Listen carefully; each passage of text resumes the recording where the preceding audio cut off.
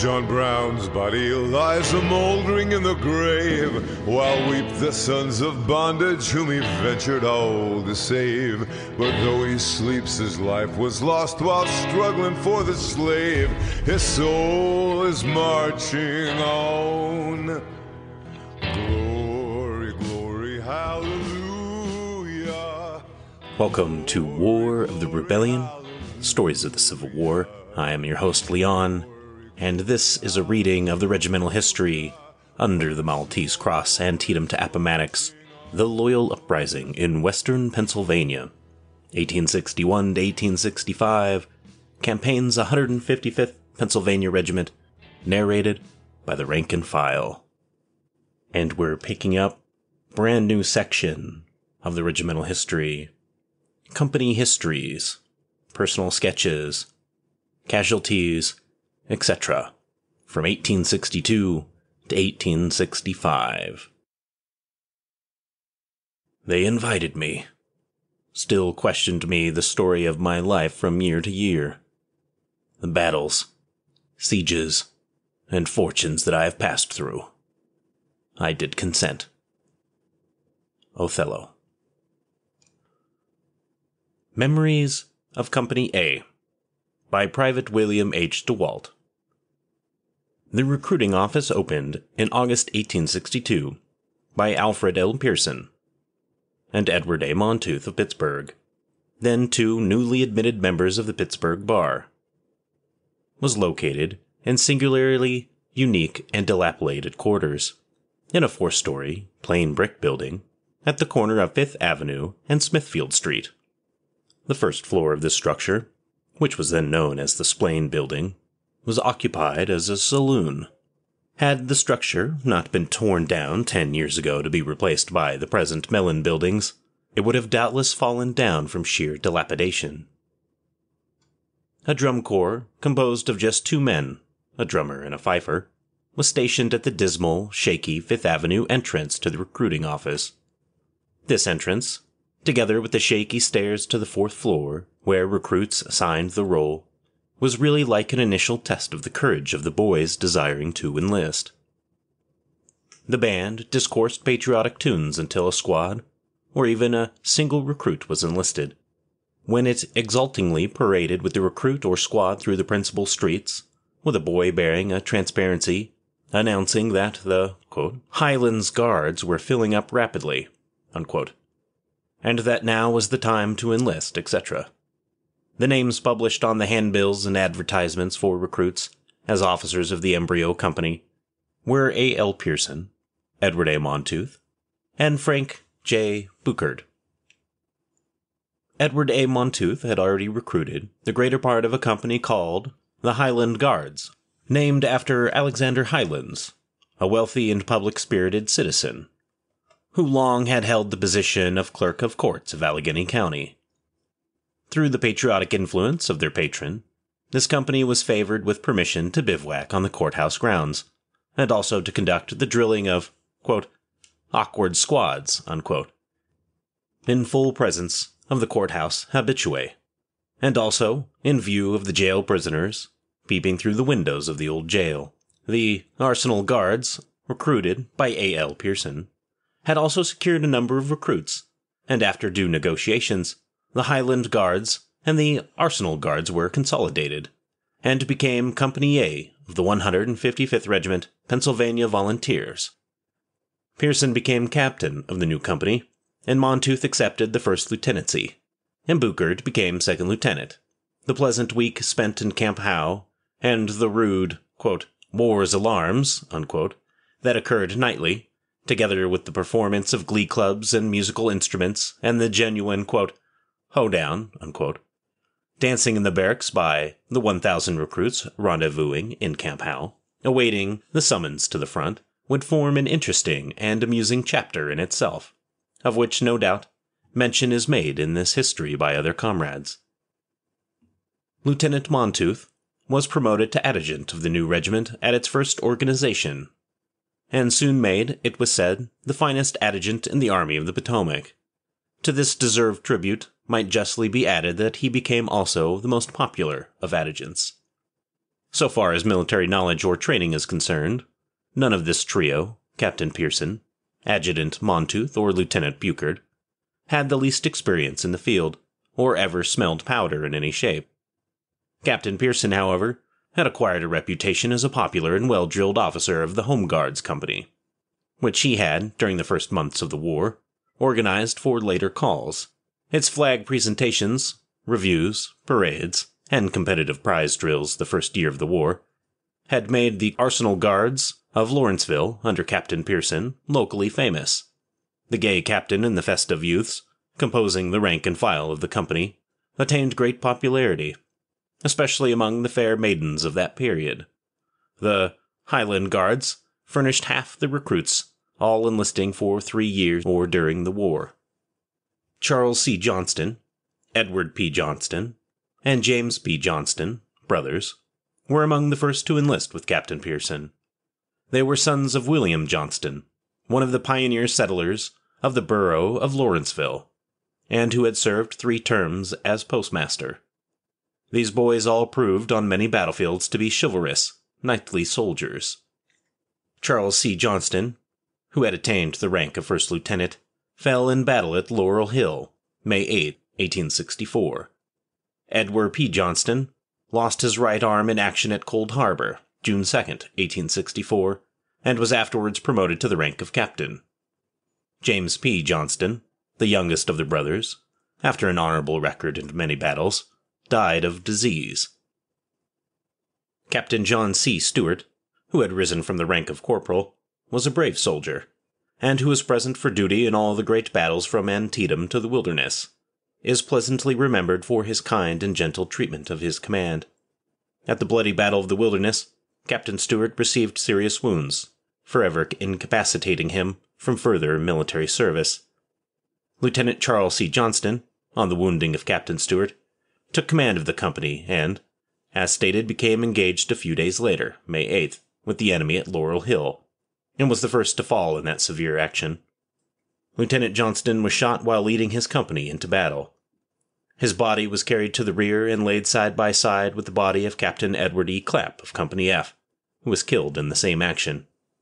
2 nobler patriots than these brave officers, thus buried together, could not be found in any army.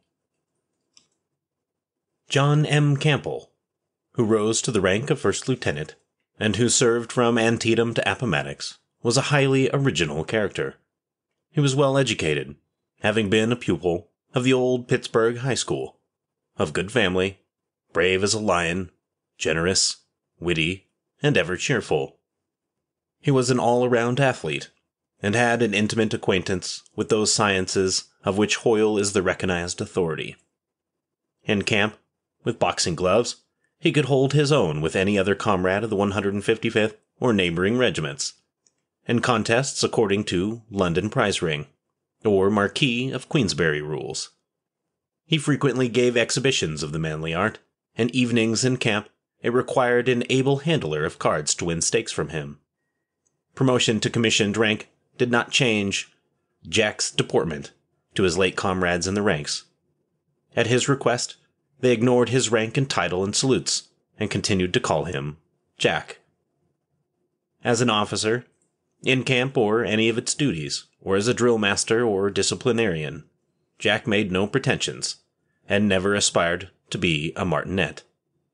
In battle, however, no other soldier was more daring or insensible to fear, nor exhibited greater skill in leading his company, nor capacity to inspire his men to deeds of valor. After the war, he drifted to the very far west, it was reported.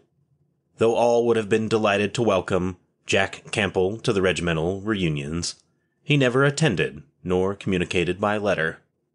Whether scalped by Indians or, quote, dying with his boots on, unquote, in some cowboy disturbances, or passing to the great beyond in a more peaceful way, or whether still in the land of the living, his surviving comrades have never heard. Just the opposite in deportment to Jack, there was in the company the mild, quiet, patient, retiring young sergeant, William Justice, of Pittsburgh, ever ready for duty and always performing it uncomplainingly, Never missing roll call nor a battle was his record, with the words added, quote, "wounded in action," unquote, reared tenderly by his pious parents.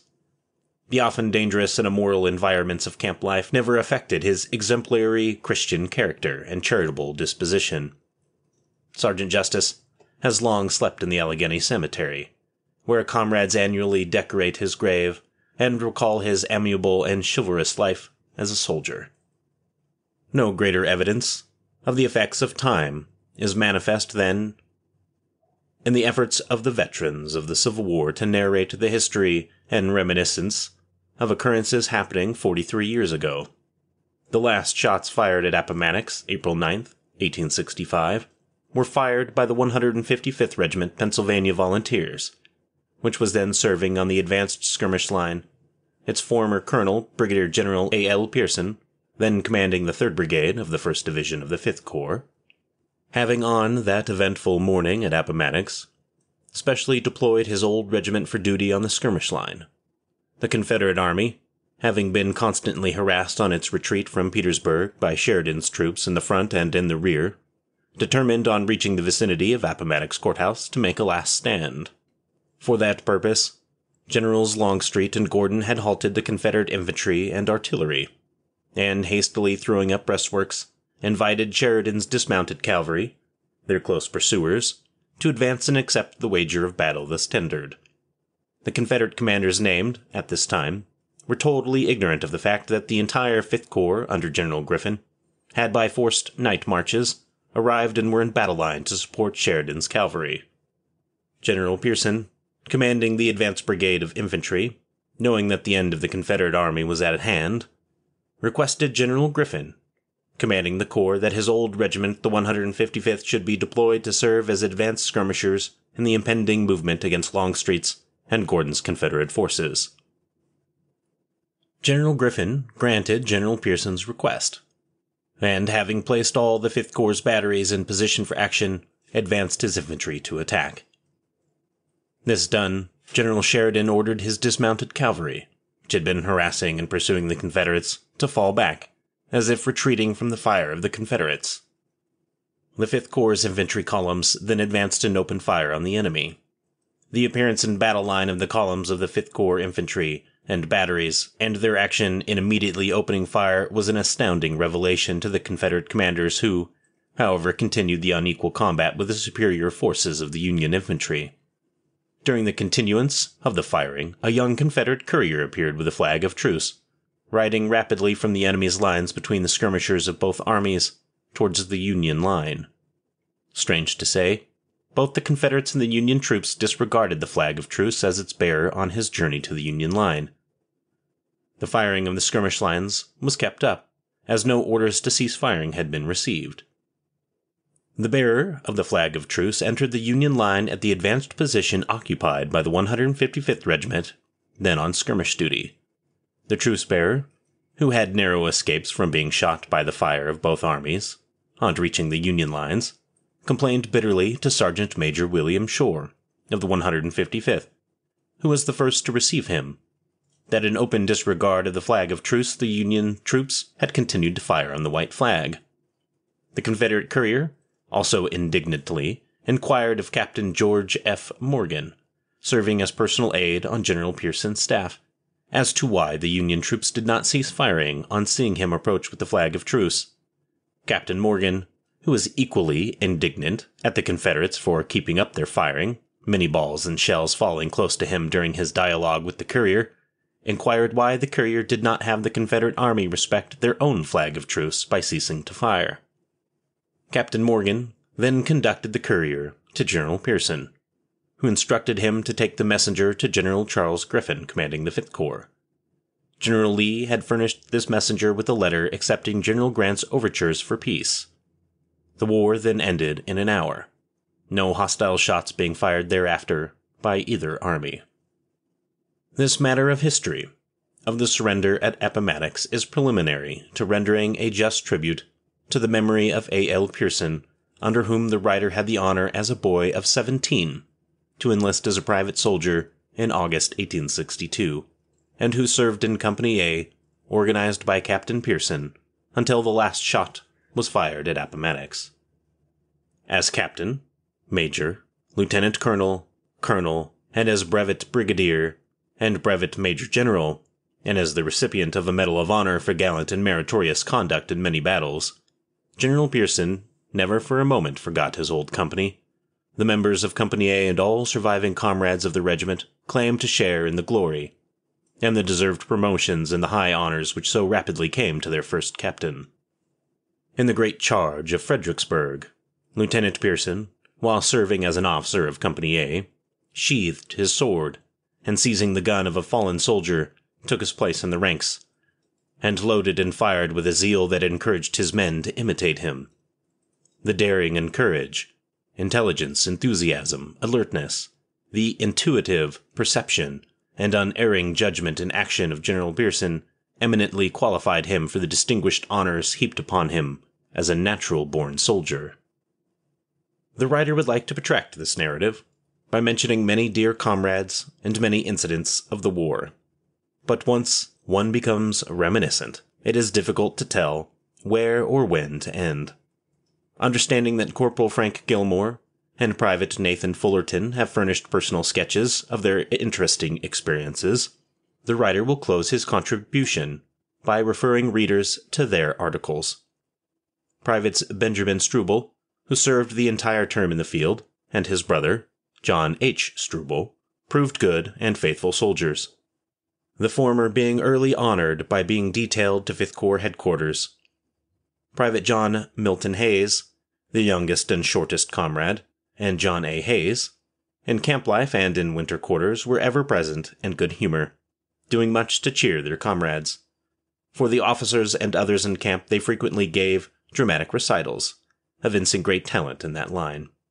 The roll of honor names of the killed and wounded of the company tells its own story of the company's achievements and services on the many battlefields of the Army of the Potomac. Record enrollment, casualties, etc. Company A. Killed and died of wounds.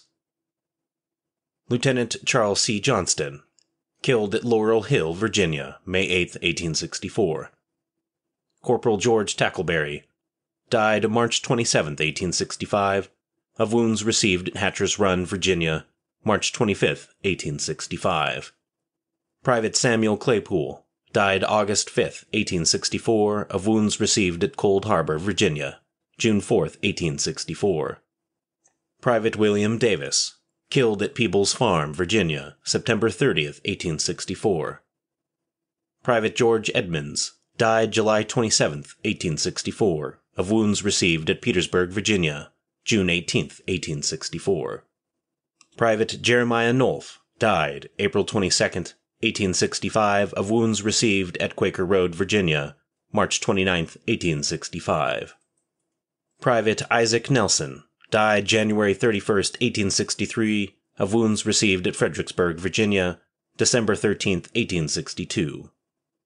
Private Moses Robbins, killed at Peebles Farm, Virginia, September 30, 1864. Private Samuel W. Smith, killed at Dabney's Mills, Virginia, February 6, 1865. Private Peter V. Bower, wounded and missing at Chancellorsville, Virginia, May 3, 1863. Died of disease. Corporal Joseph Bauer, January 1, 1864.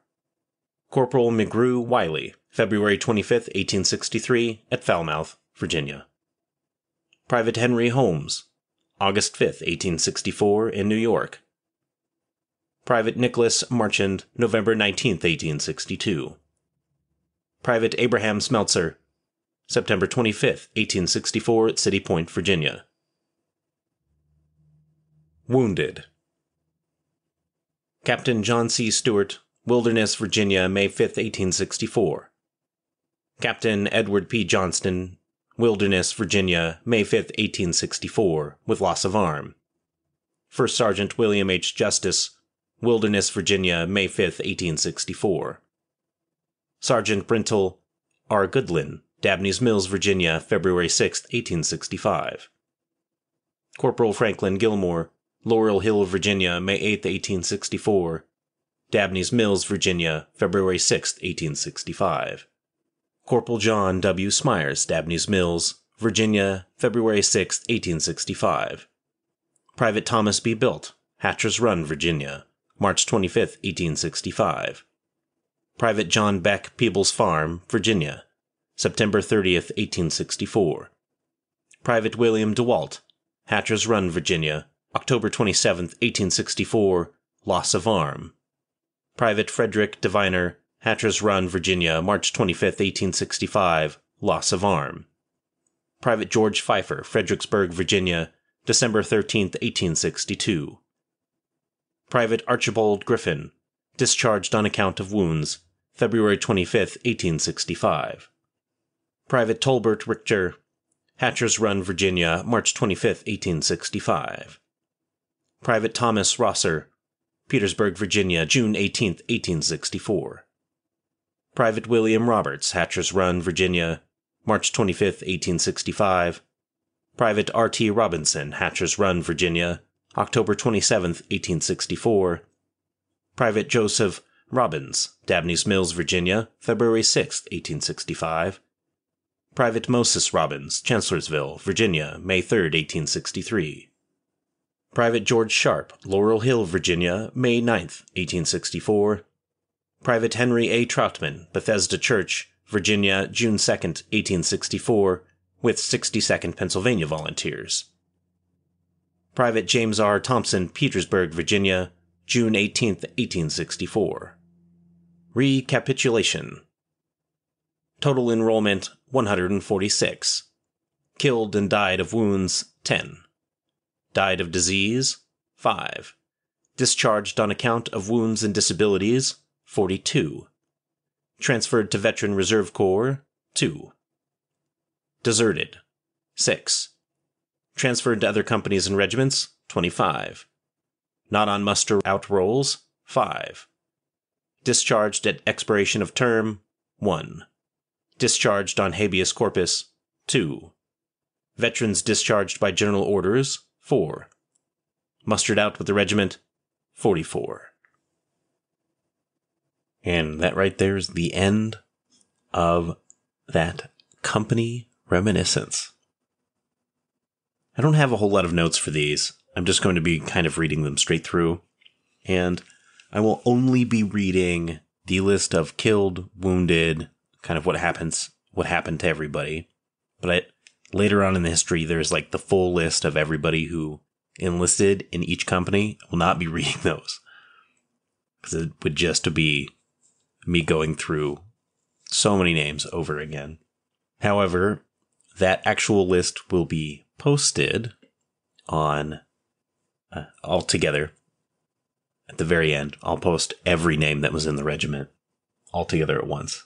So you can just flip through it and go read it if you want. What I did think would be cool would be to check out Major General Pearson. And, most Medal of Honor winners have a lot of information that you can check out. So let's read up on him real quick.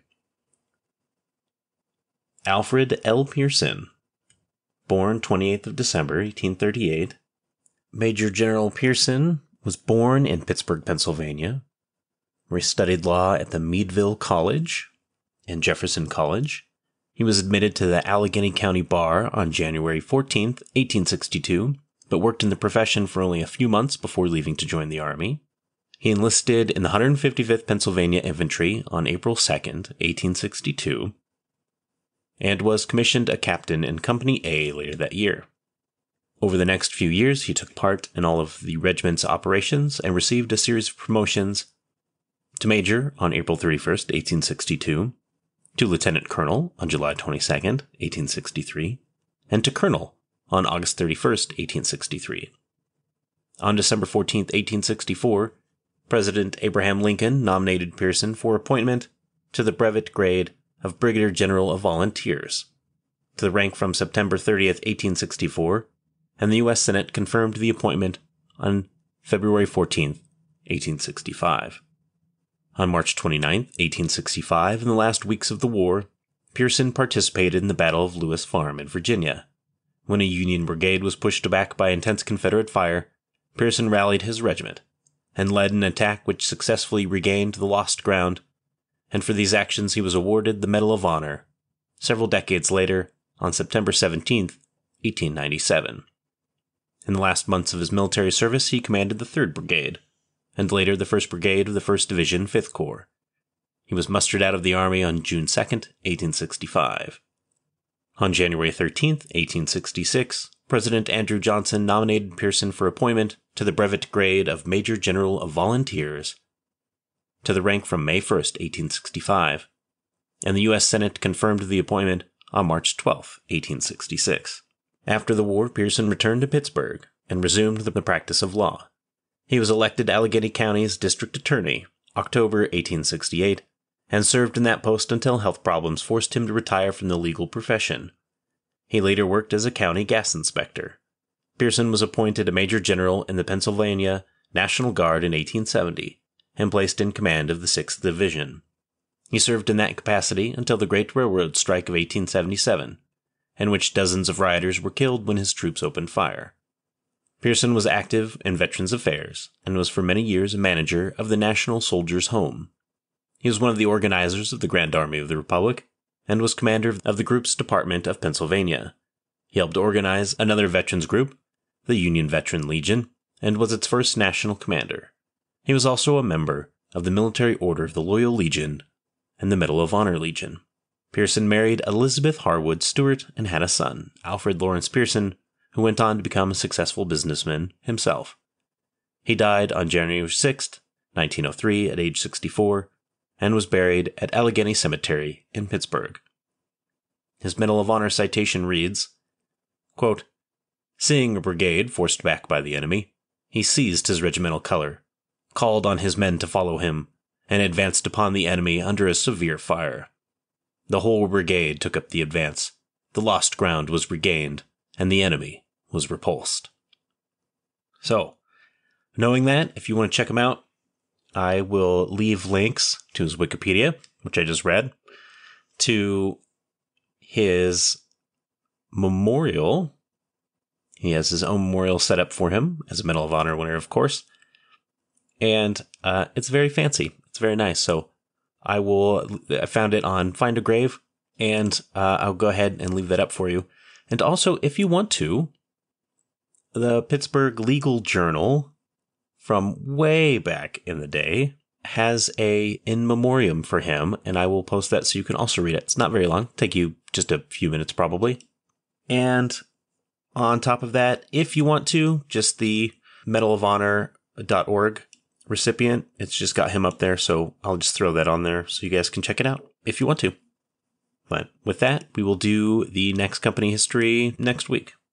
So these are pretty short. We'll probably wrap right through them. As things are interesting or specific people stand out, then I'll just cover them as we go along. But there's not a whole lot to talk about with these. So unless something really stands out, then, I might blabber on about it. But other than that, short 30-minute episode, guys. Enjoy the rest of your weekend. Have a great one. I will see you next week. I unfortunately had to move again. A lot of what I wanted to accomplish this week didn't get done. But that's always what next week is for. And when family calls, duty calls. So I hope you all will forgive me. But with that, enjoy yourselves, everyone. And stay safe. Oh, and one quick little note before we leave. The merch is turning out beautifully. I got a sweatshirt in and a shirt in. I'm just waiting on just a few more things that are just taking its time. And after I get them in, I think we will probably raffle some of the items off. The mugs for sure, but they look so beautiful. I can't wait for you guys to see them. It looks really cool. Old John Brown's body Bye, lies friend. a-mouldering in the Bye-bye. grave, while weep the sons of bondage whom he ventured all to save.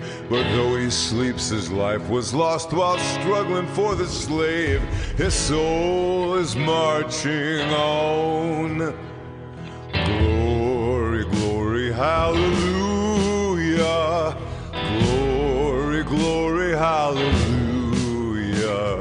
Glory, glory, hallelujah. For his soul is marching on.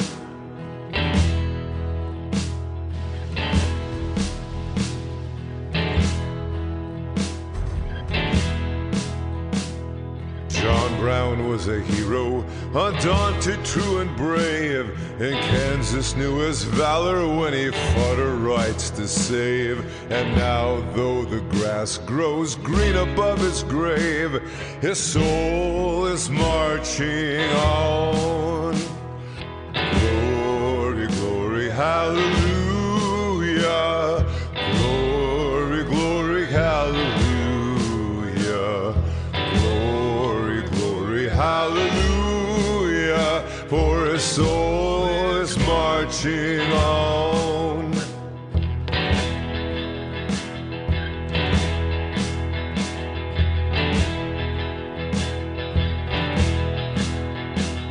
He captured Harper's Ferry with his 19 men so few, and frightened old Virginia till she trembled through and through. They hung him for a traitor, themselves a traitorous crew, but his soul is marching on. Glory, glory, hallelujah. Glory, glory, hallelujah. Glory, glory, hallelujah. For his soul is marching on.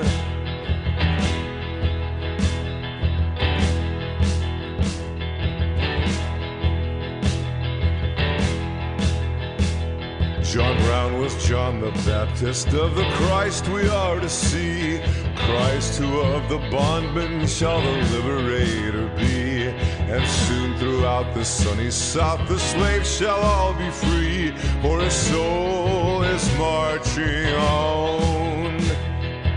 Glory, glory, hallelujah. Glory, glory, hallelujah.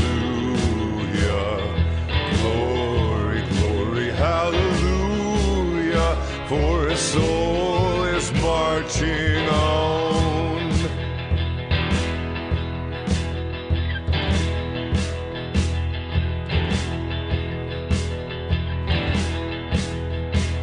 The conflict that he heralded, he looked from heaven to view on the army of the Union with its flag red, white, and blue.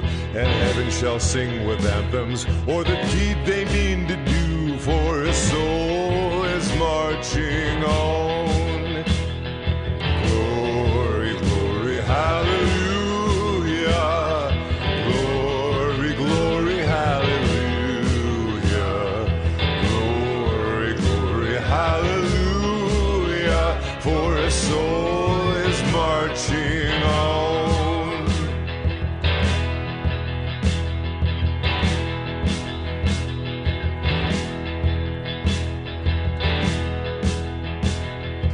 Soldiers of freedom, then strike while strike ye may, the death blow of oppression in a better time and way. The dawn of old John Brown has brightened into day, and his soul is marching on. Glory, glory, hallelujah.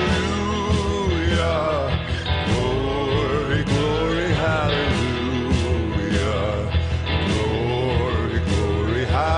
Hallelujah, for his soul is marching on. Glory, glory, hallelujah. Glory, glory, hallelujah. Glory, glory, hallelujah, for his soul is marching on. For his soul